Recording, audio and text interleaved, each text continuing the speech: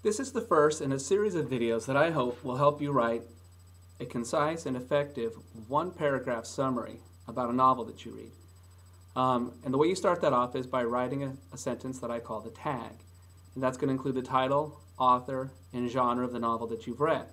Now, title and author, that's pretty obvious, but you'd be surprised how many essays I've read over the years as a middle school English teacher where students have not included who's written it or even the name of their book that they've read.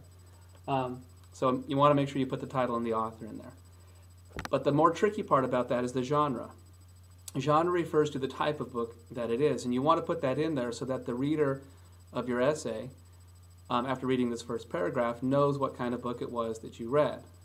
Five biggest ones in novels are drama, romance, satire or parody, where you make fun of a popular novel type or novel series. You can have tragedy and comedy. Other genres include fairy tales, fantasy, where things are magical and made up, historical fiction, where you have a piece of history that the author is writing about. They put either a real or invented character into historic events. Horror, very scary books. They could be based on legend, where there's some famous legend and the author has created a story around that. There could be mysteries, where you don't know what's happening, you try to guess throughout the novel. There could be science fiction, where it's more like space and time travel, things like that. You could have realistic fiction, where you have just ordinary characters living out ordinary lives in today's world, or maybe sometime in the past where it was written a while ago. Okay? It's quite a few to choose from. What is not a genre is novel. Novel's not a genre. All these are novels, and they're all different genre. All right? Neither is fiction a genre. So you don't want to say the fiction book or the fiction novel. That's kind of redundant.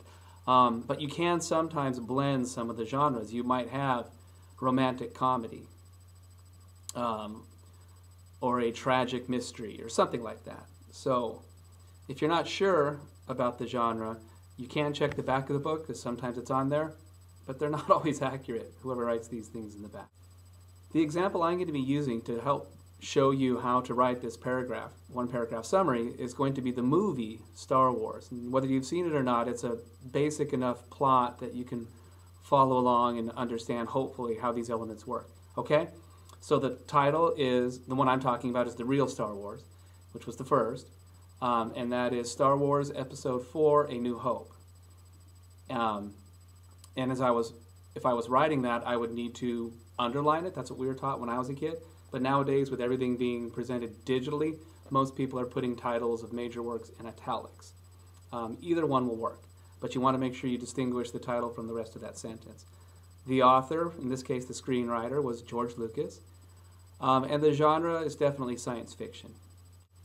When you're writing the tag, it doesn't have to come in title, author, genre order. You can mix it up.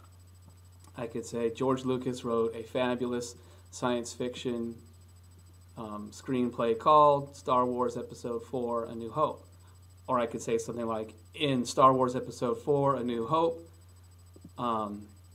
George Lucas spins a fabulous science fiction tale. So you can mix it around a little bit. It doesn't have to come in title, author, and genre order.